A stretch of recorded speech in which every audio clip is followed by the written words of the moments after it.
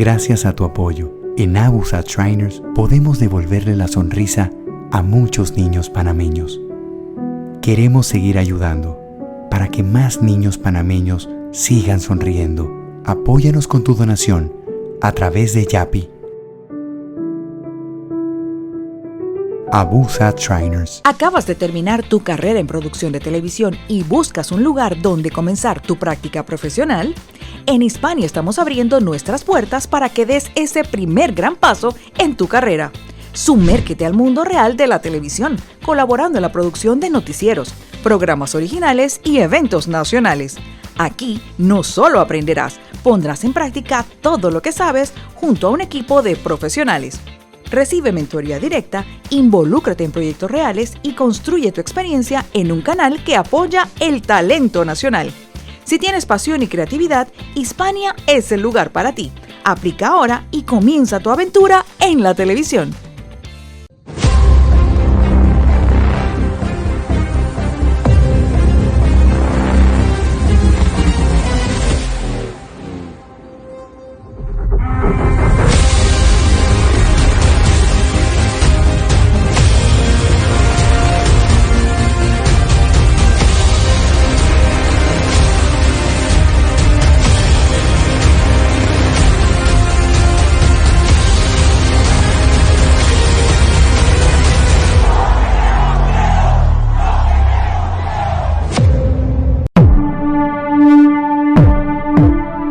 Si rompes una hoja en 100 pedazos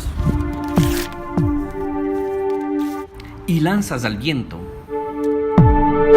será muy difícil restaurar. Nada será igual. Lo mismo puede pasar si tú no verificas, contrastas o eres preciso con la información que haces pública. Fueron 6 heridos y 2 víctimas mortales. Recuerda, la comunicación construye, no destruye. Periodismo responsable.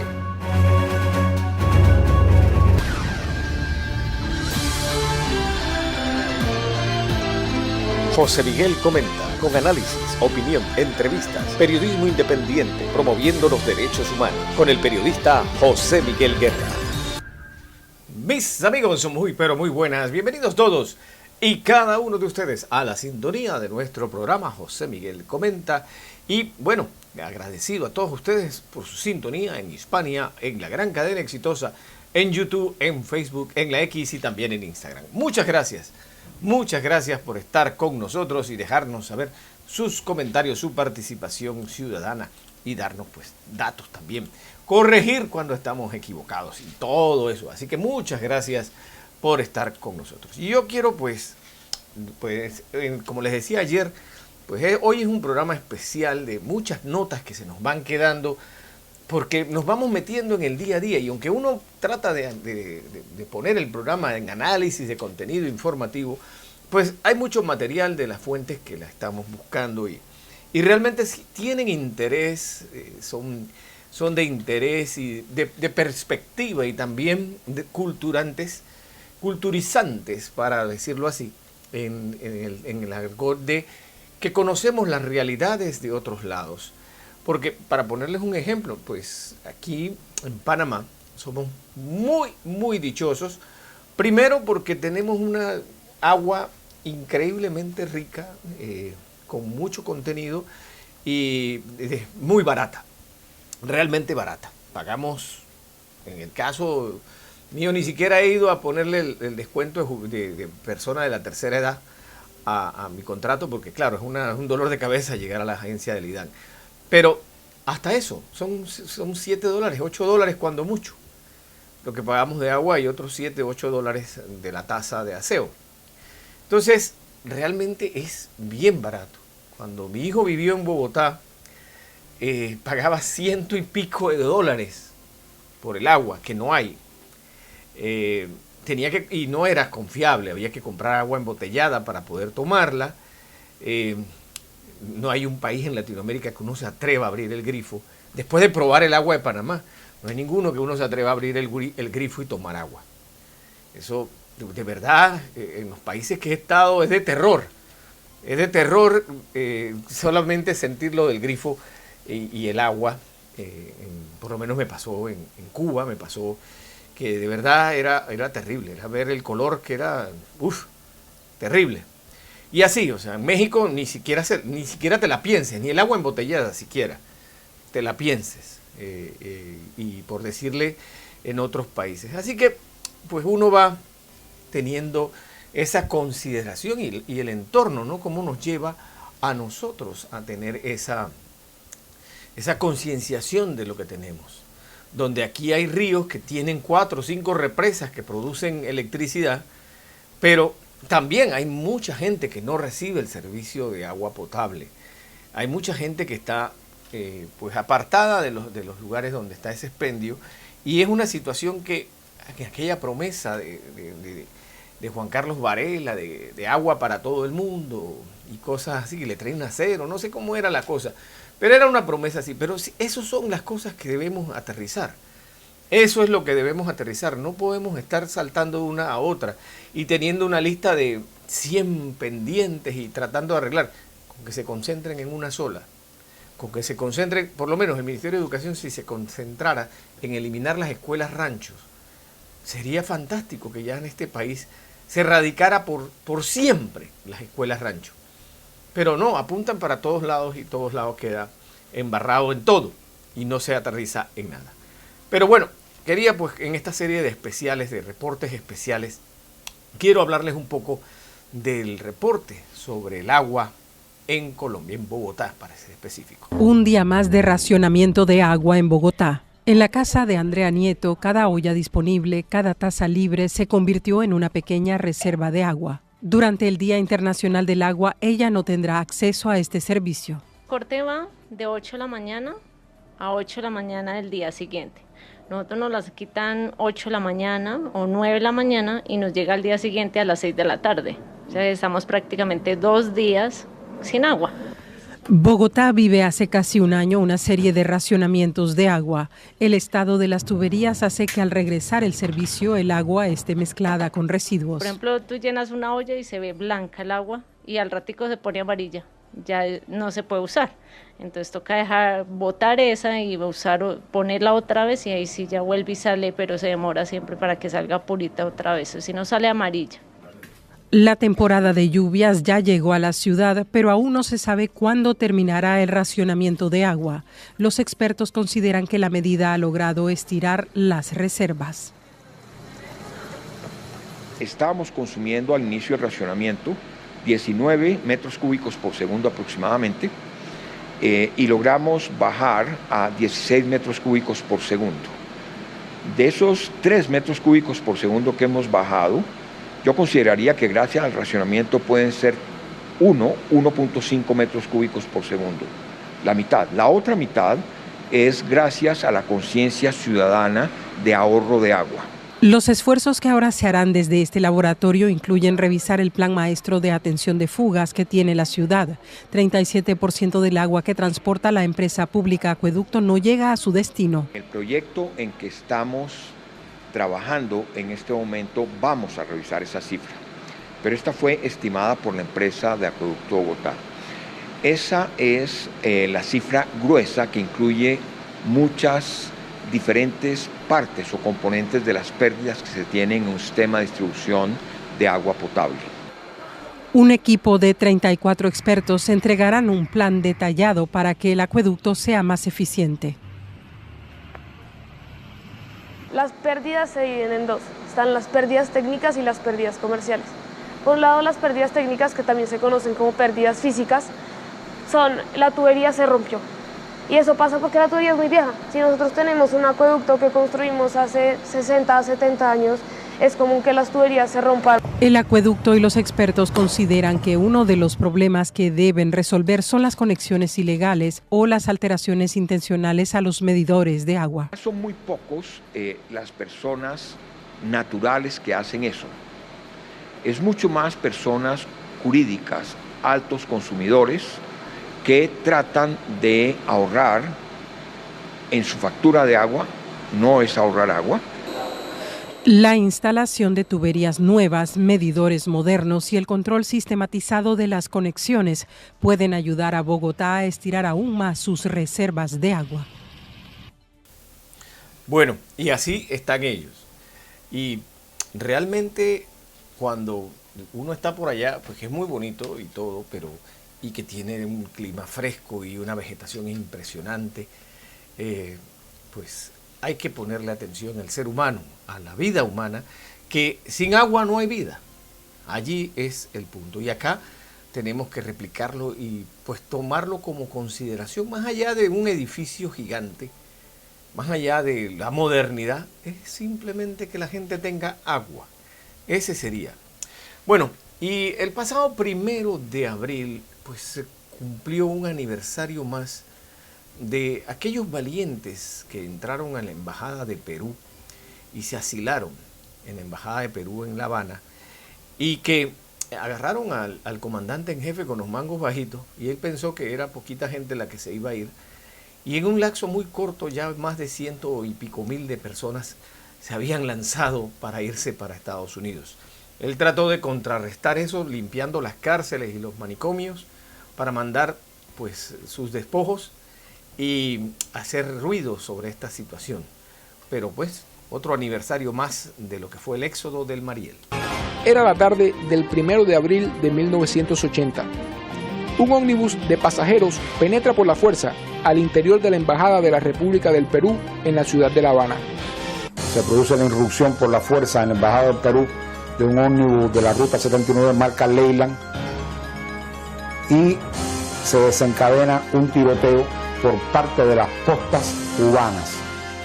Las postas del Regimiento de Protección de Embajada estaban armadas en aquel momento con AK-47, que es un fusil de asalto soviético de un enorme alcance, cerca de 800 metros, y al producirse este intenso tiroteo, una de las mismas proyectiles disparados por el custodio Pedro Ortiz Cabrera rechaza en uno de los angulares de esta guagua y lo hiere mortalmente.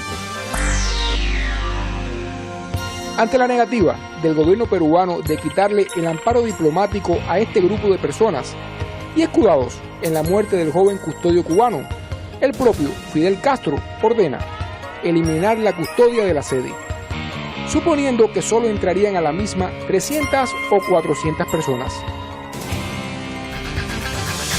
Entre 10.000 y 11.000 personas se aglomeraban en aquel pequeño espacio de terreno.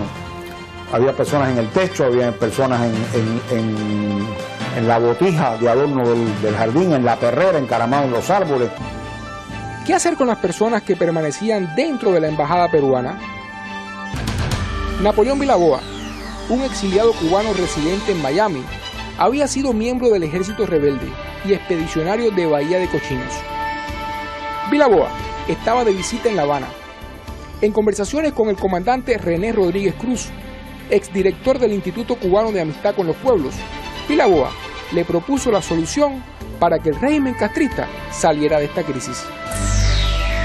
Y yo creo que se puede plantear en Miami, en el exilio cubano, de que los cubanos que tengan embarcaciones vengan a buscar a esos exiliados de aquí. Si tú crees que se puede hacer, digo sí. Pero ahora bien, yo creo que lo que fortalecería esa petición a esos cubanos que tienen embarcaciones en el exterior es si se le ofrece que el 50% de la capacidad de sus barcos sea ocupado por familiares de ellos y el otro 50% por los cubanos anticomunistas que se han asilado a la embajada de Perú. Como una hora después, más o menos, una hora y media, llegaron la gente de la escolta de Fidel Castro y después entró Fidel Castro. Entonces después que me saludó y demás, pues entonces me preguntó de que por favor que le dijera, de nuevo le repitiera lo que yo le había dicho a René Rodríguez sobre lo que yo pensaba que podía ser la solución para sacar a los 10.865 que estaban asilados en la embajada de Perú. De esta forma quedó establecida la aprobación del puente marítimo Mariel-Cayo Hueso.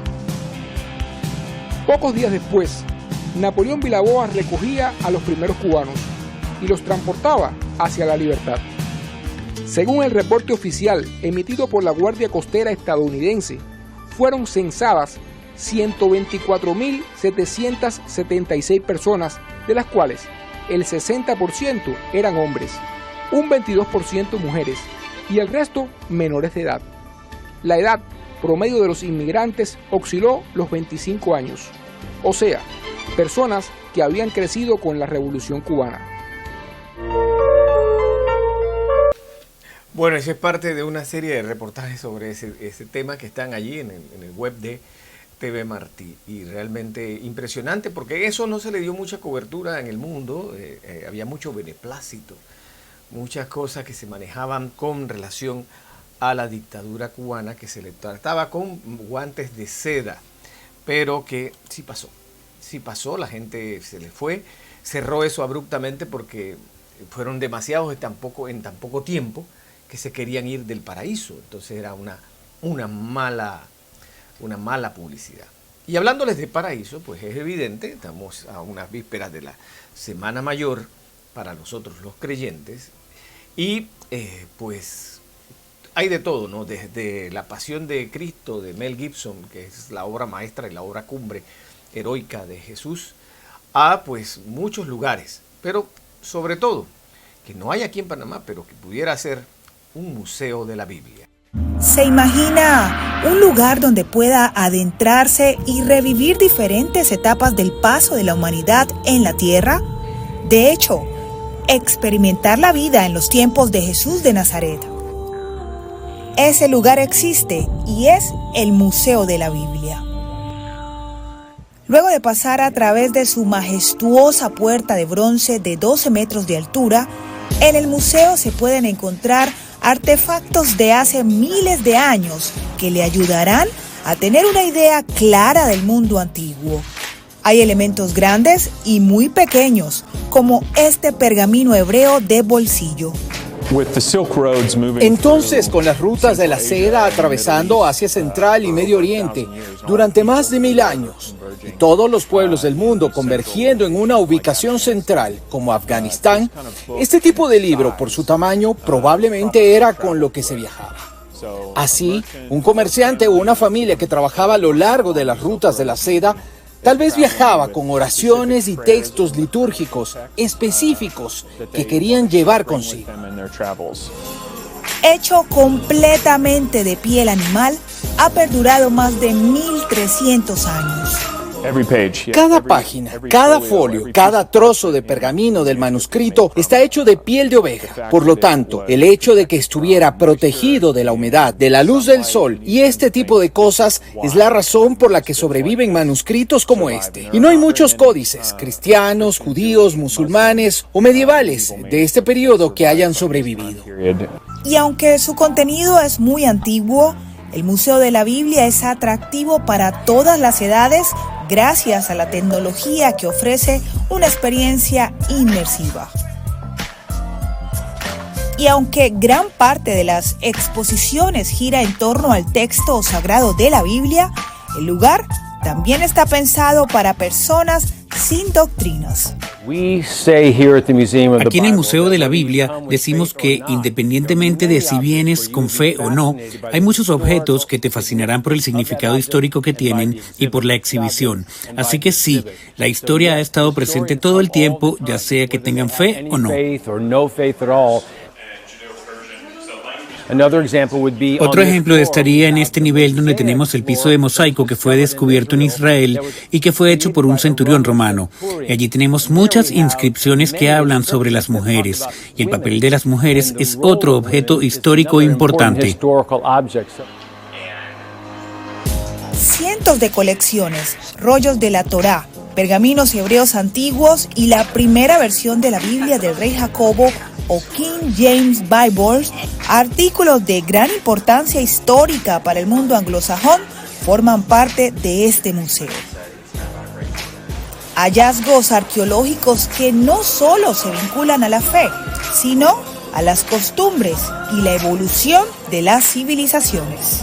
Así que estamos contando una historia muy antigua y también una historia que se extiende hacia el futuro. El pasado, el presente y el futuro de diversas etnias, culturas y religiones del mundo convergen en más de 40.000 metros cuadrados que tiene este edificio. Una experiencia casi única que aviva la curiosidad e invita al conocimiento y la reflexión. Diva Lizette Cash, Voz de América, Washington. Bueno, vayan a Washington y verán el Museo de la Biblia. Y pues cosas que se pueden replicar por mucho. Mira, ahora que se supone que encontraron en el Mar Rojo, encontraron las ruedas de los carros del faraón de Egipto. Bueno, toda esa serie de cosas pudieran comenzar a tener mucho interés para saber esa historia y contarla en muchas versiones y mantenerla viva en muchas cosas. No solamente en los que son dueños de la verdad absoluta, no, sino también en los historiadores que te la pueden contar. Y en la Argentina, pues hay un lugar que se llama el Palacio de las Papas Fritas. Cuando empieza a caer el sol en la ciudad de Buenos Aires se prenden las luces de la icónica avenida Corrientes, pero también las del Palacio de la Papa Frita, un lugar histórico que despierta la atención de los locales, pero también de cientos de turistas. Bueno, Alejandra, ¿por qué el Palacio de la Papa? Data de muchos años, desde el primer dueño, que lo eligió él, el palacio, porque era la única papa que no se hacía en ningún lado. Por eso le quedó ese nombre. Esa única papa es la llamada papa soufflé, marca registrada del Palacio de la Papa Frita, en el centro de la ciudad de Buenos Aires. Es un estilo de papa que no se consigue en ningún otro lugar y que por eso convoca a cientos de personas día tras día. Alejandra, estamos en el Palacio de la Papa. ¿Probamos una papa frita? Por supuesto. Gonzalo, te invito a sentarte. Bueno, vamos a sentarnos entonces. Dale, vamos a sentarnos.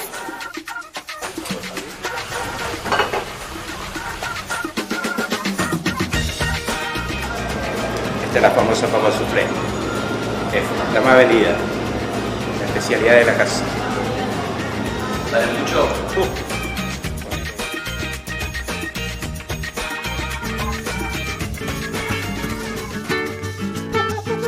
Ah, bueno, ahí viene la Ahí papa. está, ¿viste? Ah, son infladas, muchas gracias. ¿Con aderezo o sin aderezo esta papa frita? Porque eso es medio un debate también. Es un debate. Lo que pasa es que sería sin aderezos. Hay que disfrutar el sabor de la papa. Claro, es como... Esta es la famosa papa soufflé. Sí. ¿Y por qué es así inflada? ¿Por qué es así inflada? Porque lleva un proceso. Como vos ves, se corta en láminas. Esa papa se deja curar. Está como 2 horas más o menos en agua. Tiene que sacar todo el almidón. Una vez que sacó todo el almidón, ¿qué se hace? Se hace la primera cocción como si vos haces la papa en tu casa, la freís. Pero la segunda cocción, el fuego es mucho más fuerte. Entonces, al ser más fuerte, toma la presión la papa y ahí la infla. ¿Y el tiempo de cocción es igual? O sea, ese golpe de calor. No. Siempre la primera cocción es más y el golpe no. El golpe de hacer el aceite más fuerte. Lo que no te puedo decir es la temperatura de los aceites, porque ahí está el secreto. Hay un secretito para Hay esto. un secreto, claro. Y no se comparte. No se comparte, por supuesto. Pero es la temperatura del aceite. Es la temperatura del aceite, ese es el secreto. ¿Y dónde vienen estas papas soufflé? Estas papas soufflé se dicen que en Francia se empezaron a hacer. Yo sigo comiendo. Vos seguís comiendo, disfrutalas. Con más de 70 años de historia, por este restaurante pasan a diario decenas de turistas que consumen, según cuentan sus dueños, hasta 800 kilos de papa por día. Nadie se puede resistir. Maravilloso, maravilloso. Es muy sabroso.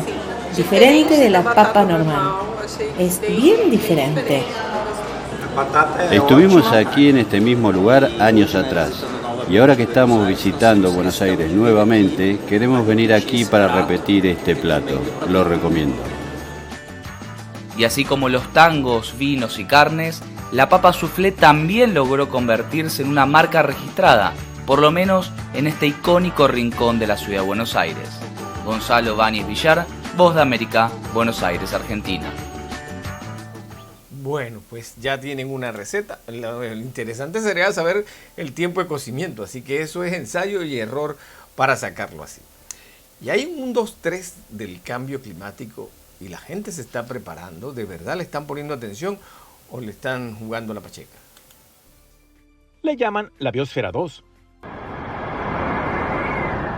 Este enorme espacio futurístico, localizado en el sur de Arizona, es único en el mundo, diseñado para entender cómo responde el planeta a sequías y cambios extremos de temperatura. Este laboratorio de investigación alberga varios ecosistemas controlados. Biosfera 2 es una máquina del tiempo que nos permite mirar hacia el futuro y así poder anticiparnos y adaptarnos a los cambios que se nos van a presentar. Una de las áreas de estudio es esta selva amazónica con 100 especies de plantas. Aquí pueden controlar la temperatura, el movimiento del aire y hasta hacer llover con aspersores. Entre los experimentos realizados, la han puesto a prueba con temperaturas más extremas, como ocurre actualmente en los trópicos. Hemos descubierto que en realidad es un poco más resistente de lo que habíamos pensado al inicio, así que esto nos da esperanza. Algo similar ocurre al recrear el desierto costero de Baja California, México, con todo y su particular flora. Cuando construyeron Biosfera 2, por primera vez querían incluir esta especie porque fotosintetiza de una manera única, que les permite realizar la fotosíntesis durante la noche y aun cuando hay muchas nubes. Pequeños arroyos y estanques de agua también han sido recreados y en ellos colocarán especies del desierto en peligro de extinción, como este pez cachorrito. En otra área de la Biosfera 2 está este terreno con una cuenca para estudiar la absorción del agua de las lluvias. Cuando llueve en las montañas, no sabemos qué cantidad de esa agua de lluvia realmente recarga nuestro suministro de agua potable en el suelo. Y lo que podemos hacer en este paisaje es estudiar el transporte de agua a través del subsuelo. Increíblemente, en este lugar también lograron recrear un pequeño océano con más de 2.6 millones de litros de agua salada. Este lugar es fundamental para entender los efectos del cambio climático. Aquí han estudiado cómo el aumento de la temperatura del agua, la salinidad o el dióxido de carbono afectan la biodiversidad marina. Es una oportunidad increíble para estudiar la restauración y resiliencia de los arrecifes de coral como prototipo para implementaciones y soluciones para todos nuestros arrecifes en todo el mundo. El funcionamiento de este laboratorio de ciencias de la Tierra se logra gracias a una gran capacidad tecnológica que incluye un complejo sistema para regular los distintos cambios de presión que se dan dentro de sus instalaciones. La presión puede llegar a ser tan alta que puede hacer explotar las ventanas o, por el contrario, puede disminuir más en el interior que afuera y las ventanas pueden implosionar. Estamos realizando experimentos que proporcionarían información sobre cómo los sistemas biológicos podrían usarse potencialmente para compensar las condiciones que necesitamos en una estación espacial, por ejemplo. Todo con fines de investigación y aprendizaje, y así estar mejor preparados para enfrentar los retos que la madre naturaleza tenga planteados para el futuro. Rubén Pereira, Voz de América, Tucson. Bueno, sí, están preparados y sí se está viendo. Pero hablábamos no hace mucho de la papa en Argentina, del Palacio de la Papa, y todos, imagínense, en nuestras sociedades, cómo crecemos. Una de las primeras palabras después de papá es McDonald's, y las papitas famosas de McDonald's. Pero que a ustedes le digan que las papas solo se producen en una época del año y que no hay más papa, eso, así creció mucha gente en Cuba. Pero ahora hay papa, pero no es para todo el mundo. No, ahora sí no lo puedo ni creer, papa. Último. ¿Qué es el último? Una bolsa de papas en Cuba es noticia. Esta youtuber queda impactada de ver papas en un mercado cubano. Claro está, solo en dólares. La papa, que yo sé que es lo que ustedes quieren ver. Ya que enseñamos la papa, dinos de dónde es la papa. Bueno, ahí se las estoy mostrando. Según la etiqueta, son procesadas por Frutas Selectas, una empresa cubana, y el costo es de $8.85 la bolsa de 3 kilogramos, es decir, al cambio, unos 3.160 pesos, en un país donde el salario mínimo es de 2.100 pesos nacionales al mes. Pero es de destacar que los productos que se venden en estas tiendas son solo en dólares. Allá los que puedan comprar en dólares, yo no tengo dólares. Yo lo que tengo es el dinero que cobramos nosotros, yo no tengo otro tipo de dinero, no tengo a nadie afuera que me mande. Porque yo no tengo dólares, yo no dispongo de dólares, nada más tengo pesos cubanos, que es lo que me pagan a mí aquí. Hoy es el día que nos toca sacar los mandados de la bodega. Las redes sociales se hacen eco del diario vivir del cubano de a pie. Faltó los chícharos y el azúcar prieta. Dice esta youtuber que faltaron los chícharos y el azúcar prieta, porque no tenían nada, no había arroz. Una realidad que contrasta con la vida de quienes tienen dólares. Aquí tenemos la parranda, una cerveza cubana. El oficialismo ha abierto varios mercados donde solo se venden productos en divisas, muchos de ellos de producción nacional, abriéndose cada día más la brecha entre quienes tienen acceso a los dólares y quienes no. Hay diferencia entre las personas, porque uno tiene, el otro no tiene, o no tienen familiares fuera que le puedan mandar dinero, una remesa. No, yo no tengo. Pero bueno, mi hija me manda y yo compro. Yo tengo a mi hija afuera. Estoy cogiendo mandados en el día de hoy para una sola persona. Gracias a las redes sociales, el mundo conoce las dos caras de una revolución que dejó atrás uno de sus principales postulados, la sociedad igualitaria. Luis Guardia, Martín Noticias. Sociedad igualitaria. Bueno, qué cuento. El vivir del cuento, diría en el programa de Pánfilo. Bueno, aquí en Panamá, pues hay algunos que cargan por allí una imagen del general Torrijos, del general Noriega y cosas así. Algunos por ignorancia, otros porque tal vez vivieron sus mejores años pelechando de la cosa pública con las dictaduras. Pero ese culto a estas personalidades en algunos aspectos, pues ayuda o no ayuda. Y lo vemos cuando uno va, por lo menos a Medellín, que ha cambiado muchísimo después de aquella ciudad que conocí devastada por la guerra que Pablo Escobar había llevado el terror, el Bogotá que conocí de protección y extrema y todo lo demás, a otra Colombia, pero donde está resurgiendo ese culto. A pesar de que el capo del narcotráfico Pablo Escobar murió abatido el 2 de diciembre de 1982, sigue siendo un personaje que atrae mucho turismo aquí a Colombia y que no solamente vienen por conocer su historia, sino también a adquirir productos como este, que es su cédula de ciudadanía o su ID. Estos souvenirs podrían desaparecer si es aprobado un proyecto que prohibiría su venta. Algunos sectores de la sociedad, especialmente los más deprimidos, tenían una imagen de ser una figura exitosa, de poder, con dinero y demás. Pero yo creo que el fenómeno de merchandising que estamos viendo hoy con la figura de Pablo Escobar obedece principalmente al impacto que tuvieron las series de televisión que se hicieron alrededor de su figura y que hicieron que este se volviera en una especie de ícono global. Y es aquí en el Congreso de la República donde se pretende frenar la glorificación de la imagen de Pablo Escobar. Por eso, un representante a la Cámara presentó un proyecto de ley que busca prohibir la comercialización y venta de su imagen.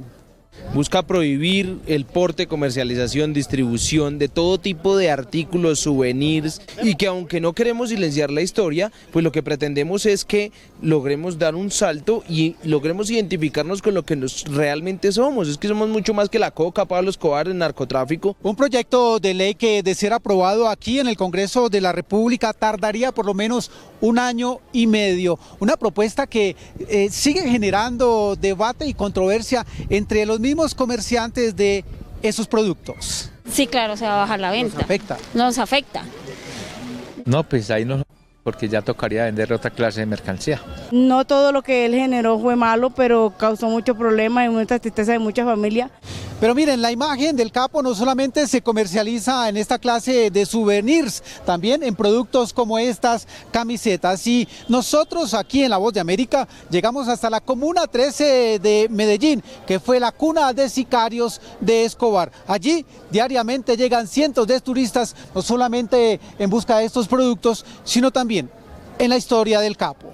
Que uno de los atractivos que a mí me hizo venir a Colombia o algo que conocemos todos en Europa en este caso, son las historias de Pablo Escobar. Y uno de los alicientes es ir a las comunas y ver un poquito la historia que vi en tantas series y leí en tantos documentales. Supongo va a comprar su artículo o algo representativo de Escobar para llevarlo a España. Bueno, es que tengo que llevarlo para mis amigos y para mis familiares porque es una de las cosas más míticas. Es como cuando a veces voy a Cuba y llevo algo del Che Guevara. Por ejemplo, yo no compraría algo de él. ¿Usted compraría o no? No, definitivamente no, porque no gano nada. Sí. O sea, no soy fan de ese estilo de vida. Es un personaje que ha existido y esconderlo no va a ninguna parte. O sea, tienen que darle el valor que tiene, que será poco, pero él ha existido y ha hecho unas cosas y no lo pueden esconder. Escobar sembró el terror en Colombia y fue el responsable de atentados y asesinatos. Entre sus muertes se cuentan más de 4.000, entre ellas jueces, magistrados, policías, políticos e incluso periodistas. En Medellín actualmente sus autoridades adelantan una campaña en cabeza de su alcalde para demostrarle a los turistas que esa ciudad es más que Pablo Escobar y su pasado violento. Yo cuando veo que viene un extranjero acá y en medio de su ignorancia le parece muy gracioso comprarse una camiseta de ese mafioso y todo, yo soy el primero que los paro en cualquier parte de la ciudad y le digo, ¿usted sabe quién es este señor? ¿Usted sabe cuántas víctimas dejó? ¿Usted sabe que él está industria a la ciudad? Aquí no es bienvenido a eso. Y mientras la polémica continúa aquí en las calles de Colombia respecto a ese proyecto de ley, ya se habla de otro que prohibiría la realización de películas y documentales de Pablo Escobar. Daniel Muñoz Arias, Voz de América, Bogotá. Pero es la entonación, o sea, la entonación de lo que se está dando.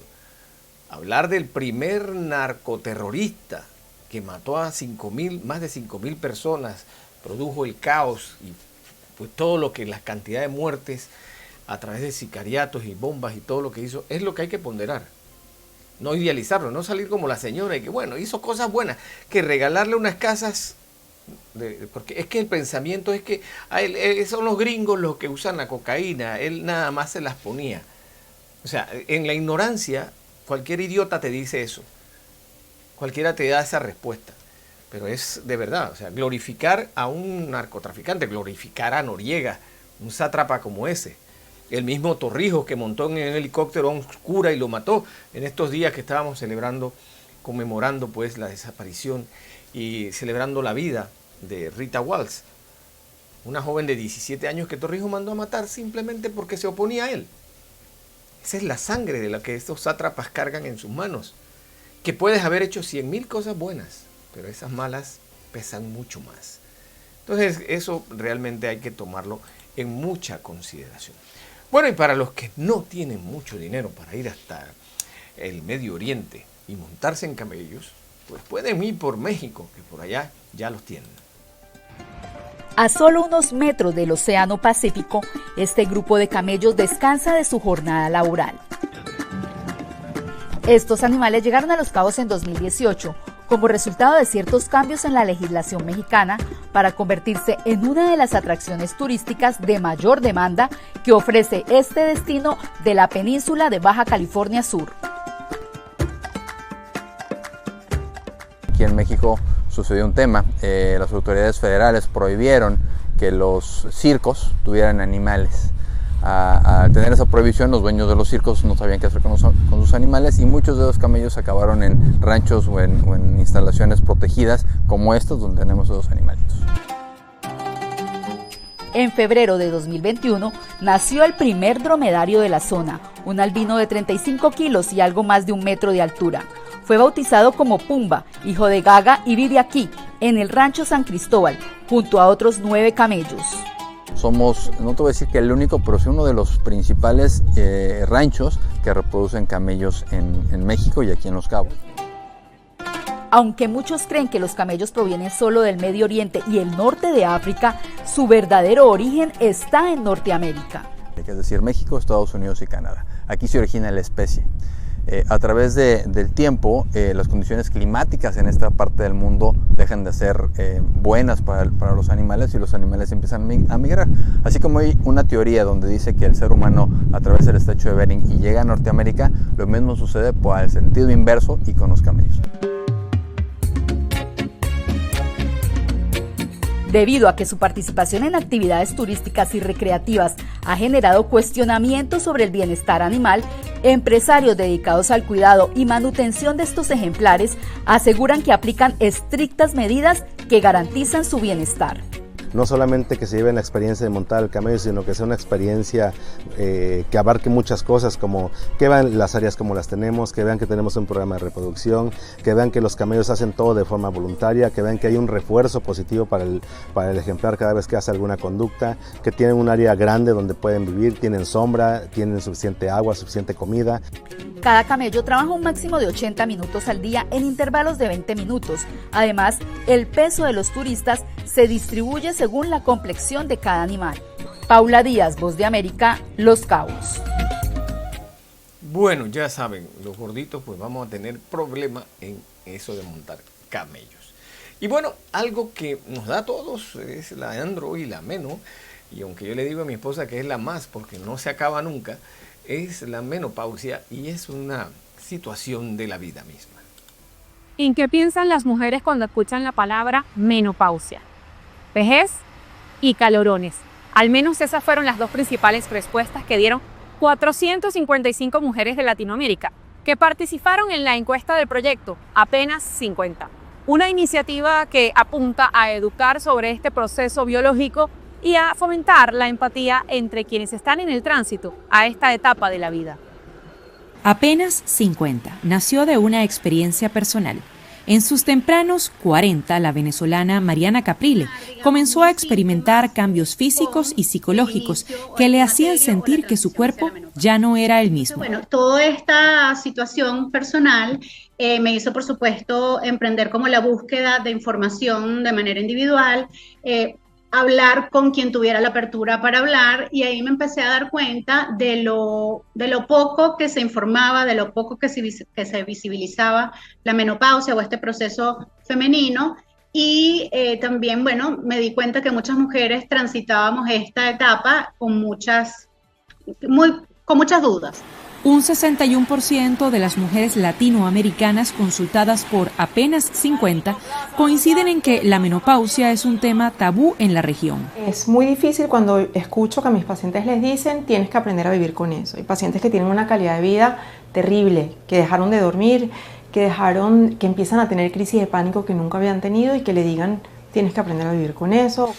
La entrada formal a la menopausia ocurre con la ausencia de ciclo menstrual por 12 meses seguidos, pero hay mujeres que empiezan a experimentar los síntomas hasta 8 años antes. Ese tiempo es lo que se conoce como perimenopausia. El calorón porque no te deja dormir, las alteraciones del sueño diferente al calorón. Me desperté y no me puedo volver a dormir. Paso 1 hora, 2 horas en la cama y no logro conciliar el sueño. Eso es otro síntoma típico de la perimenopausia, la alteración en la lubricación, la aparición de infecciones urinarias frecuentes, la resequedad genital. Incluso la perimenopausia a veces puede ser un poco más, los síntomas y los signos pueden ser mucho más frecuentes y mucho más intensos que a veces en menopausia. Pero la idea no es angustiar, sino ayudar a entender de qué se trata esta tormenta en el cuerpo. No sintiendo que este era como el fin de una etapa. Efectivamente es el fin de una etapa, entre comillas, digamos, reproductiva o fértil desde el punto de vista de la procreación, lo es, pero es el inicio de una etapa que puede estar, digamos, llena de aprendizaje, de desafíos, de bienestar, de plenitud. Y en especial, destacar lo importante de pedir ayuda médica y saber que cada mujer vive la menopausia de manera distinta. Incluso estudios arrojan que 2 de cada 10 mujeres tienen síntomas muchísimo más severos que otras. Cuando una paciente tiene un diagnóstico de hipotiroidismo y requiere hormona tiroidea, no hay ese estigma, no hay ese miedo a decir tengo hipotiroidismo y voy a tomar la hormona que lo suplementa. Lo mismo, entender que la perimenopausia y que la menopausia no es más que un estado de déficit hormonal y que con la suplementación hormonal voy a salir de ese estado de déficit. Y así como al comienzo decíamos que la mayoría relaciona la menopausia con vejez y calorones, Otras mujeres que también participaron en la consulta vincularon este proceso con tranquilidad, alivio y libertad. Adriana Núñez Rabascal, Voz de América, Caracas. Bueno, gracias Adriana, porque realmente nos explica muchas cosas de las que viven y las que pasan, pero que también están en nuestro rango. Y bueno, hay mucho que hablar. Hay unas situaciones para la oposición en España, el gobierno lo está haciendo muy mal, pero para muchos hay un milagro económico en ese país. España se ha convertido en el motor del crecimiento económico de Europa. En 2024 creció un 3,2%, muy por encima del resto de los grandes países de la Unión Europea. De hecho, el 40% del crecimiento de la eurozona el año pasado se debió al aporte de España. Y esto es en parte gracias a la inmigración. Atrás quedan los años en los que el país se encontró al borde del abismo financiero tras la crisis de 2008 y el estallido de su burbuja inmobiliaria, aunque sigue enfrentando, sin embargo, problemas estructurales. En este video te contamos cómo la cuarta economía de Europa logró darle la vuelta a su situación y qué tienen que ver en ello colombianos, venezolanos o ecuatorianos. La revista The Economist calificó a España como la economía desarrollada con mejor desempeño del mundo en 2024. Mientras el PIB del país se expandió por encima del 3% este pasado año, los de Francia o Reino Unido apenas llegaron al 1% y otros, como el de Alemania, se contrajeron. Además, España, gobernada por una coalición de centroizquierda y presidida por el socialista Pedro Sánchez desde 2018, ha logrado en estos años aumentar un 60% el salario mínimo. En este contexto, logró niveles récord de empleo en 2024 y su tasa de desempleo se encuentra ahora en el 10,6%, una cifra aún elevada, pero también su nivel más bajo desde 2008. Uno de los factores que han tirado del crecimiento ha sido la rápida recuperación tras la pandemia de su sector turístico, que es uno de los pilares de su economía. España recibió un récord de 94 millones de visitantes en 2024 y compite con Francia, que recibió 100 millones por ser el mayor centro turístico del mundo. Además, el crecimiento económico se ha visto respaldado por los fondos de recuperación pospandemia del programa Next Generation de la Unión Europea. España recibirá 163.000 millones de euros hasta 2026, que son unos 169.000 millones de dólares, y es el país que más recibirá junto con Italia. Y España además está invirtiendo este dinero, según el gobierno, en el sistema ferroviario, en la industria de vehículos eléctricos y en subvenciones para pequeñas empresas. La producción de energía verde del país se considera también otro factor favorable, no solo para garantizar la electricidad, sino para estimular la inversión. De hecho, España cuenta con la segunda mayor infraestructura de energía renovable de la Unión Europea. Además, se ha beneficiado de su menor dependencia del gas ruso en comparación con otros de Europa, cuyo suministro se vio alterado por el inicio de la guerra en Ucrania en 2022. Aunque uno de los grandes desafíos para España ha sido la crisis del coste de la vida. En julio de 2022, la inflación alcanzó un máximo anual del 11% y los precios de la energía afectaron especialmente a los españoles. Pero a finales de 2024 había vuelto a caer al 2,8%. España alcanzó en 2025 por primera vez los 49 millones de habitantes, de los que más de 9 millones son nacidos en el extranjero, es decir, un 18% del total. Marruecos, Rumanía, Colombia y Venezuela son los principales países de los que proceden los extranjeros en España. Las llegadas desde Colombia y Venezuela se han acelerado en los últimos años y ya rondan el 500.000 de residentes cada uno. Ecuador, Argentina o Perú también tienen a cientos de miles de sus ciudadanos viviendo en España. Por ejemplo, en la Comunidad de Madrid, la región donde se encuentra la capital, ya vive 1 millón de residentes nacidos en América Latina, es decir, 1 de cada 7 vecinos. ¿Pero qué papel tienen estos migrantes en el crecimiento español? Bueno, pues España es un país muy envejecido, tiene una elevada esperanza de vida y una de las tasas de natalidad más bajas del mundo, por lo que el aporte de la gente llegada de fuera resulta imprescindible para mantener su economía. Según una estimación del economista Raymond Torres, director de coyuntura de Funcas, un centro de análisis económico en Madrid, los inmigrantes son los responsables de la mitad del crecimiento económico español. Además, un informe del Banco de España afirma que la llegada de inmigrantes debe seguir creciendo en las próximas décadas para poder mantener la ratio entre trabajadores y jubilados, que es vital para sostener el sistema de pensiones. De hecho, según la encuesta de población activa, casi el 90% de los empleos creados en 2024 fueron ocupados por personas nacidas fuera de España. Tradicionalmente, las personas extranjeras se emplearon en los sectores menos apreciados por los españoles, como la hostelería, la agricultura o la atención a ancianos, pero últimamente encuentran también su espacio en sectores donde se requieren profesionales de mayor cualificación. Y a pesar de los aspectos positivos, la economía española tiene también problemas estructurales. Una de sus debilidades desde hace tiempo es su tasa de desempleo de la que hablábamos antes. Aunque ahora está en mínimos, es crónicamente elevada y es la mayor de la Unión Europea. Otro asunto es la deuda pública, que es mayor que la producción económica anual del país. Además, España tiene una fuerte dependencia del turismo y de la hostelería, así que uno de los principales retos es aumentar su productividad y desarrollar actividades de mayor valor añadido. En esta línea, la creciente reacción de la población local contra la industria turística también es motivo de preocupación. La masificación de visitantes en muchas zonas del país es percibida por muchos como un problema, en especial en relación con el encarecimiento de la vivienda. Muchos españoles han visto cómo los precios de las casas se han disparado en los últimos años, lo que hace muy difícil lograr alquileres asequibles, especialmente en las grandes ciudades. Por último, la inestabilidad política es también un reto, puesto que el actual Ejecutivo español gobierna en minoría y depende de acuerdos con otros partidos más pequeños para sacar adelante sus propuestas. Eso sí, a pesar de estos desafíos, la Comisión Europea prevé que España seguirá liderando el crecimiento entre las grandes economías del bloque en 2025 y se mantendrá por encima de la media de la Unión Europea. Bueno, eso es lo que dicen, pero la oposición, como les digo, en España, pues es mayoritaria, tuvo que transar, tuvo que dejar libres terroristas y todo para lograr mantenerse en el poder, y tiene unos escándalos de corrupción que implican a su esposa, a ministros y a muchos allegados del gobierno. Amanecerá y veremos. Y pues, si usted quiere revivir el viejo oeste, pues aquí hay un lugar donde puede ir. La polvorienta calle principal de Tombstone, en Arizona, es un testamento vivo de lo que fue la vida del oeste salvaje del siglo XIX. Aquí se preserva la esencia de esa época, tiempos en los que la ley se portaba en la cintura, con carruajes y caballos como medio de transporte y la vestimenta típica de los vaqueros. Nos sentimos como si estuviéramos en el viejo oeste. Nos vestimos así, llevamos armas reales, es algo real. Tombstone fue fundado en 1879 por Ed Shefflin, un buscador de minerales que encontró plata en la zona, lo que rápidamente trajo a miles de personas a trabajar en las minas.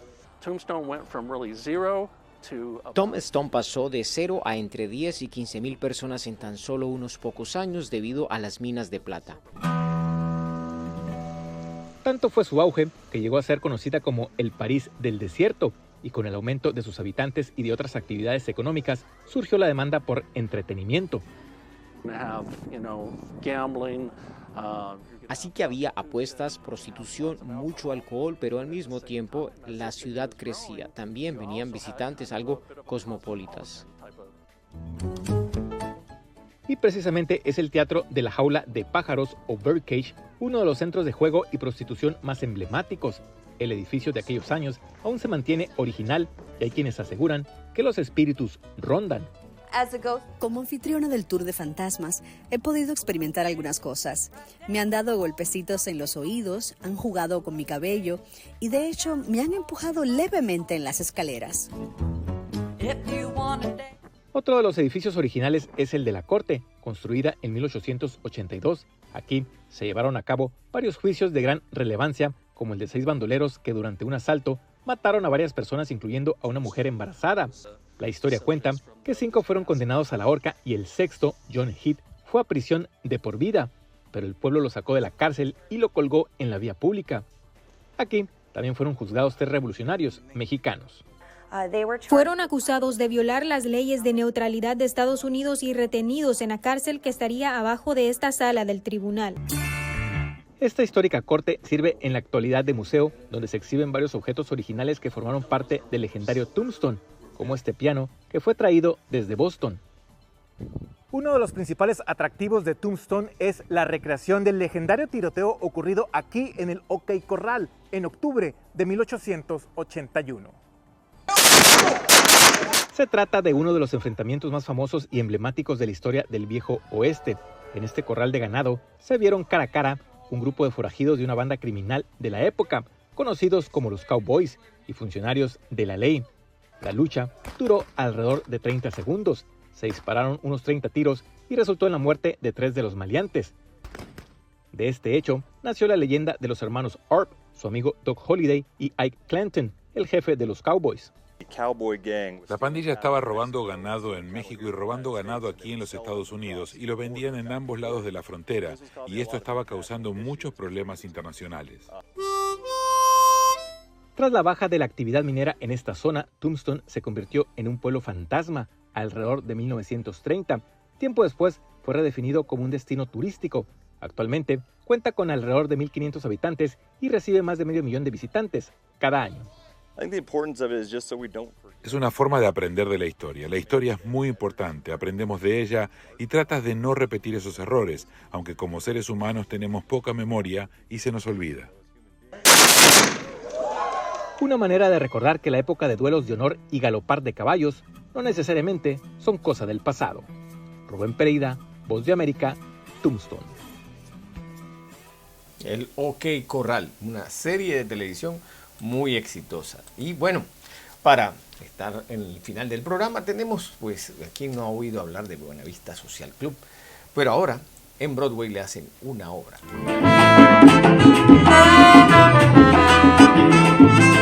Buenavista Social Club no es solo un espectáculo, es un legado. Un testimonio del poder de la música cubana y de aquellos artistas que durante décadas lucharon por ser reconocidos, pero sobre todo por mantenerse fieles a su arte. En Broadway, esta obra cobra vida con una puesta en escena que honra su esencia y sus raíces. Lo que me gusta de esta en particular es que tenemos una música tan extraordinaria. Este repertorio está probado, son clásicos. Algunas de estas canciones tienen más de 100 años. Y cuando la música es buena, cuando la música tiene ese tipo de calidad, sobrepasa, trasciende públicos. Nuestra música no se parece a nada. Somos nuestra propia categoría. Al ponerme en contacto con el elenco, con el grupo de trabajo, con quien han hecho una investigación tan profunda sobre lo que es la música cubana y especialmente cada uno de los personajes integrantes de Buenavista Social Club, para mí ha sido realmente un regalo. Las canciones de esta obra no solo son melodías, son relatos cargados de sentimientos, de historias de vida. Temas como Chan Chan, Dos Gardenias y El Cuarto de Tula forman parte de la banda sonora de generaciones, clásicos que han trascendido el tiempo y las fronteras, llevando la esencia cubana a los rincones más lejanos del mundo. Hacer el Buenavista Social Club, el cual ha sido la banda sonora de mi vida desde que tengo 6 años. Yo aprendí esta música desde muy pequeño. Vengo de la ciudad de Santiago de Cuba, donde nació Compay Segundo, Ibrahim Ferrer. Entonces, nada más te hablo de eso y me pongo nervioso, ¿no? Son muchas emociones encontradas y expresado en el teatro musical es algo que tiene un nivel superior para mí, de lo cual yo estoy aprendiendo cada día. Cada acorde, cada nota, lleva consigo la huella de la lucha y la dedicación de aquellos músicos que se entregaron por completo a su arte. Figuras como Compay Segundo, Elías Ochoa e Ibrahim Ferrer demostraron que la música es un lenguaje universal, que no tiene ni edad ni fronteras. Lo importante para el artista es estar preparado, es el compromiso hacia tu arte. Compay Segundo, que es el personaje que yo interpreto, decía, hoy día los jóvenes no le quieren hacer la segunda a nadie. Todo el mundo quiere ser estrella de la noche a la mañana. Y él decía, pero las flores de la vida te llegan en algún momento, tarde o temprano. Es tu responsabilidad reconocerlo y protegerlo, aunque te llegue a los 90 años, como en el caso de él. Tú simplemente sé fiel a lo tuyo, sé honesto y entrégate a tu trabajo, que lo tuyo llega, lo que es tuyo tiene tu nombre. Mira, el Buenavista fue el renacer de nuestros sonidos en el mundo entero. Nació desde Cuba, pero empezó a viajar por el mundo y todos empezamos a amarlo en todos los países de Latinoamérica e inclusive países que no hablan el español, como se adueñaron de este sonido, y nosotros estamos reviviendo eso en el escenario más importante del mundo y de la industria artística, que es Broadway. Bueno, realmente un espectáculo escuchar la música cubana, siempre la mezcla de sus sonidos nos ha llamado poderosamente la atención. Mis amigos, hasta aquí nuestro programa del día de hoy. Muchas gracias a todos ustedes por su amable sintonía. Si el Señor así nos lo permite, regresamos mañana.